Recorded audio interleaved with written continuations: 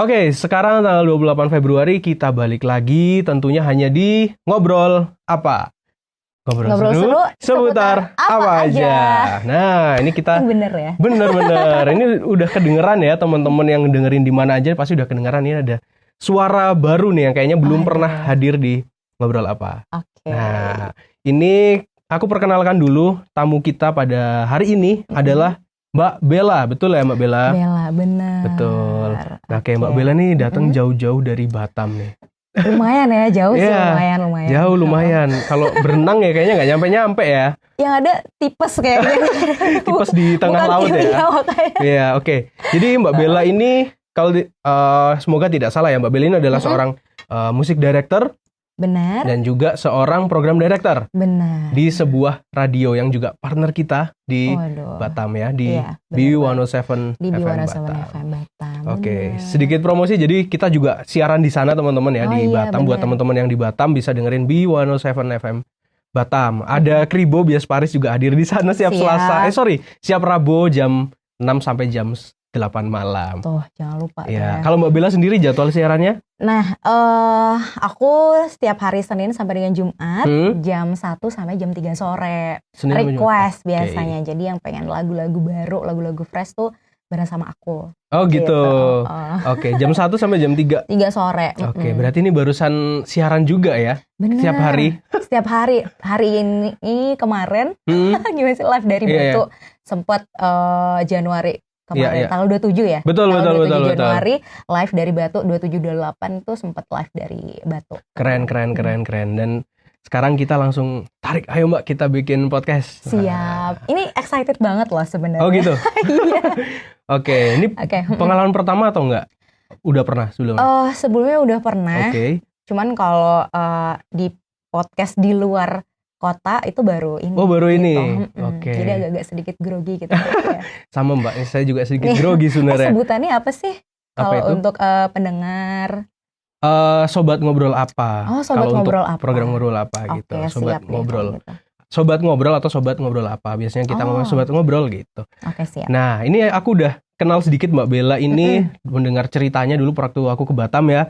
Sama juga bahwa Mbak Bella ini juga pernah menjadi penyiar tapi di usia yang masih cukup muda, benar nggak sih? Jadi waktu itu tuh lulus SMA, lulus SMA 18 tahun gitu, mau kuliah tapi di Batam waktu itu kebetulan nggak ada jurusan yang aku pengen.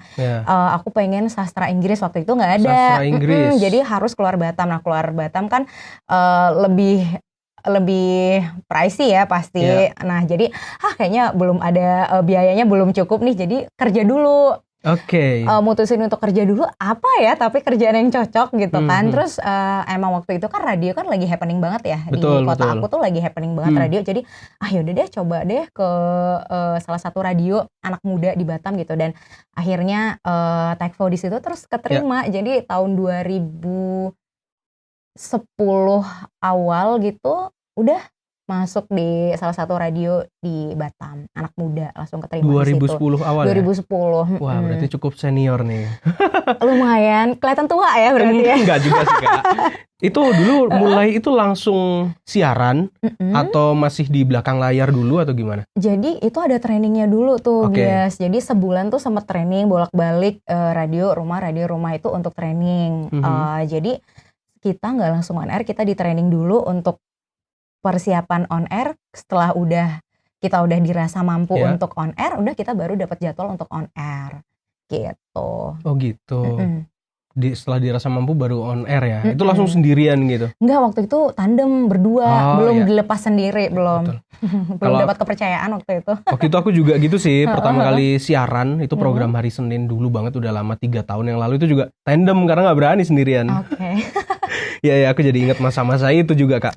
Oke, kalau masih inget nih Mbak Bella ini program apa dulu yang pernah dipegang? Aku inget banget. Awal-awal nih. Waktu itu aku siaran karena mungkin anak baru ya, jadi kayak di Pelonco dulu aku siaran pagi jam 6. Itu nama programnya Semanggi, Semangat Pagi. Aku inget banget itu, iya bener. Semanggi, jadi aku masih inget banget. Oke.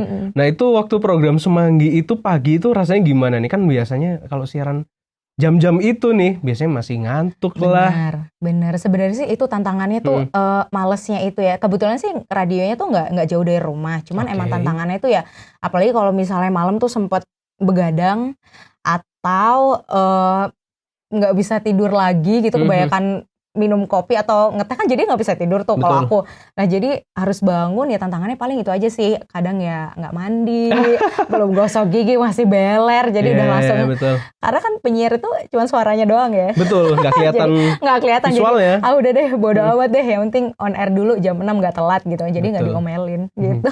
Tapi padahal mungkin di radio kita denger wah ini fun banget. Padahal di belakang ini kita lagi ngantuk. Iya bener, masih beler banget, masih muka bantal gitu. Tapi ya tetap harus cheer up, harus fresh untuk pendengar sih. Oke, nah mengingat dulu Mbak Bella awal-awal nih, gimana sih Mbak Bella waktu awal-awal latihan, waktu menjadi penyiar itu gimana nih? Waktu itu sih kita tuh pasti selalu disuruh untuk belajar dari radio lain, streaming. Kita kan kalau streaming dengan radio-radio lain tuh kita kosakata kita nambah gitu kan. Jadi kita lebih up to date juga, kita lebih berkembang gitu pastinya. Dan juga selain itu setiap hari tuh pasti disuruh kayak muka singa gitu.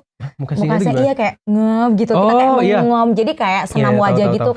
Kayak kita sebelum on air tuh kita harus a i u e o kayak gitu. Itu salah satunya juga ya emang sih karena kan untuk biar kita tuh apa sih namanya pronunciation-nya tuh juga biar jelas betul.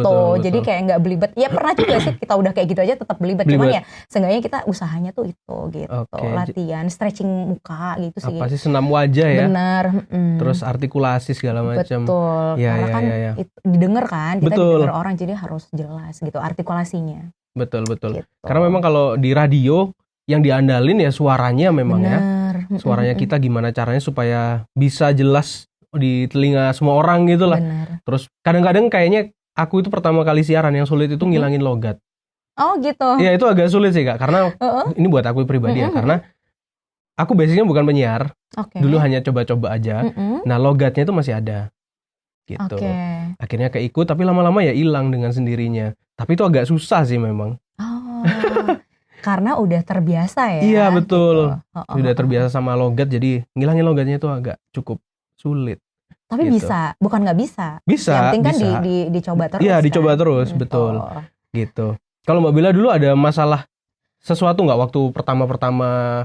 Kalau aku logat tadi ya. Kalau aku sih lebih ke mentok di kosakata gitu. Jadi kayak kosakatanya tuh itu doang gitu. Kadang itu sih yang jadi aduh kok ini terus ya, kayak kesannya aku jadi ke-trigger sendiri gitu, kayak kok aku gini-gini terus ya, kemarin openingnya kayak gini, masa iya sih aku kayak gini-gini terus. Jadi lebih ke kosakata tuh aku harus perbanyak gitu. Aku lebih itu sih. Kalau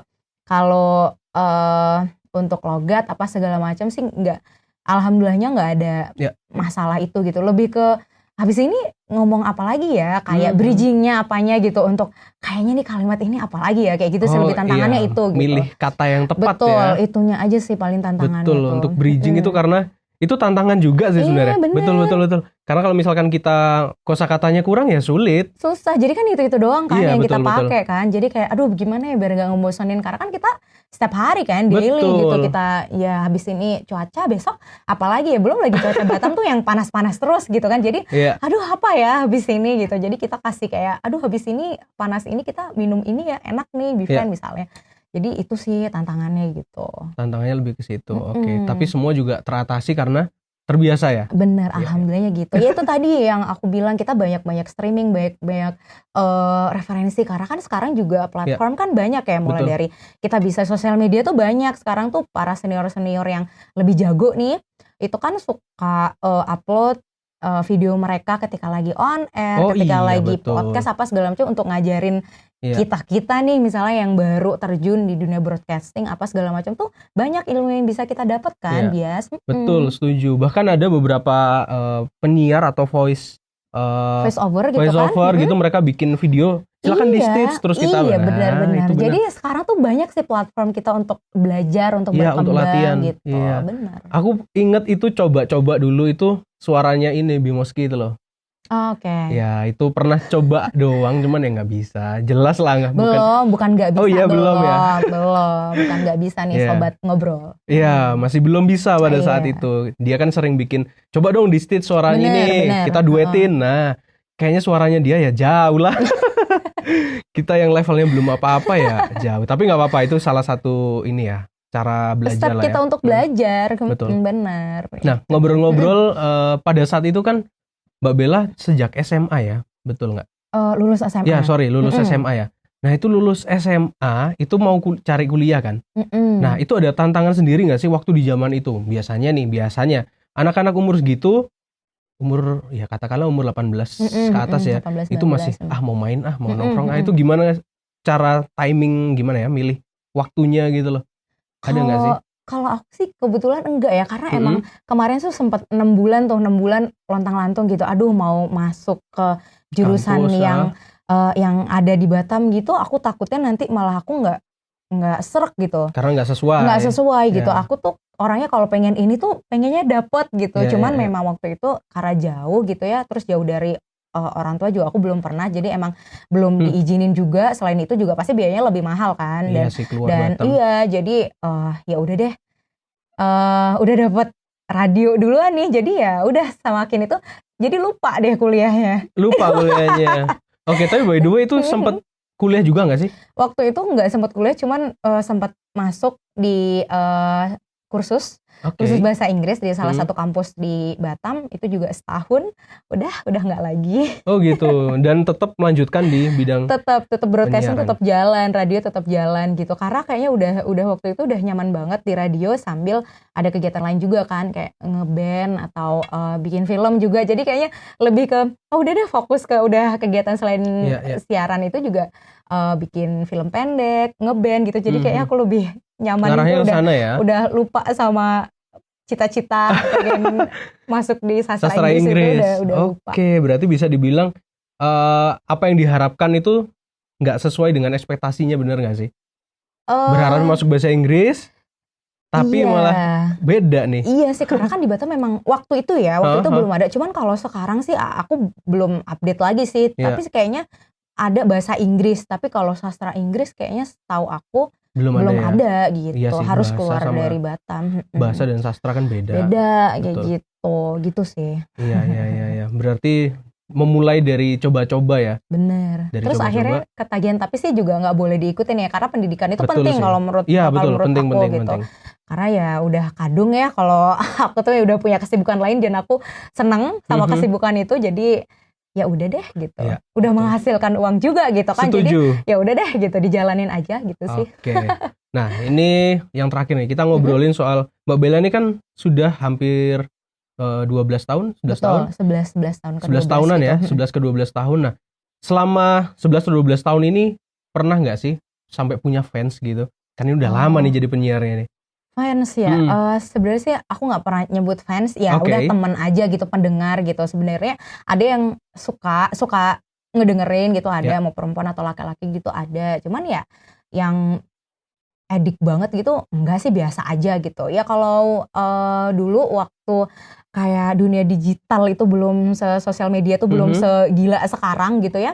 Itu sih dulu waktu ada cuman Facebook, dan itu juga baru-baru, itu sempet juga sih kalau pas di jalan kayak kan denger suaranya gitu. Kak Bella ya gitu. Iya gitu. Mas sempat gitu, kayak gitu, sempat kayak gitu. Itu udah lama, tahun 2012 kali.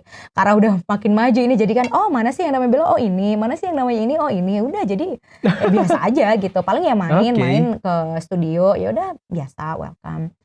Ya dengan senang hati, tapi ketika pandemi kemarin datang jadi ya jarang jarang yang ya. datang. Oke.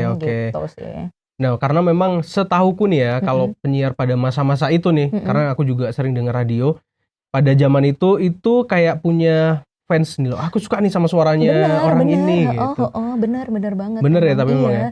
Zaman itu tuh karena salah satunya aku juga dulu pendengar radio kan, waktu aku sekolah SMP, SMA itu aku dengerin radio lagu-lagu baru, karena waktu itu belum ada Spotify, belum ada Joox kan, YouTube juga belum segede ini juga gitu.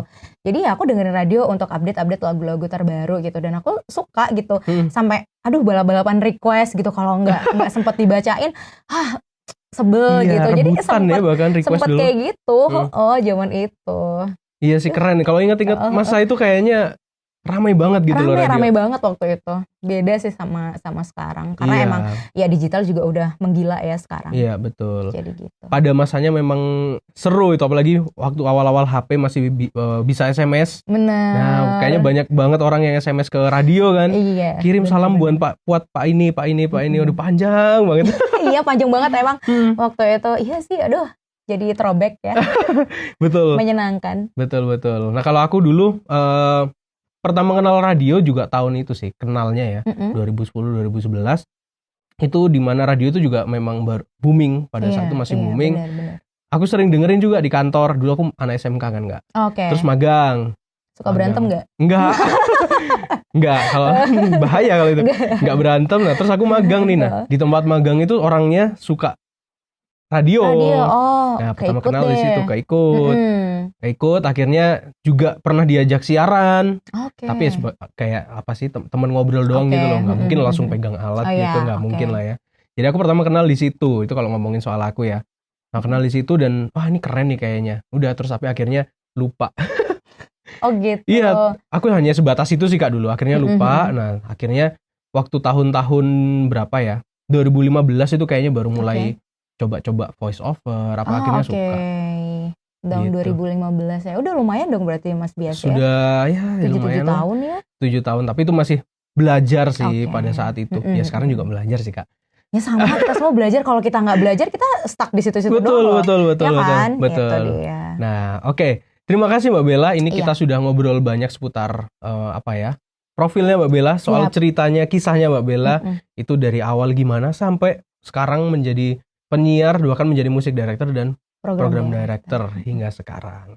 Oke, Sobat Ngobrol, terima kasih masih bersama-sama dengan Bias Paris dan juga Mbak Bella pada hari ini.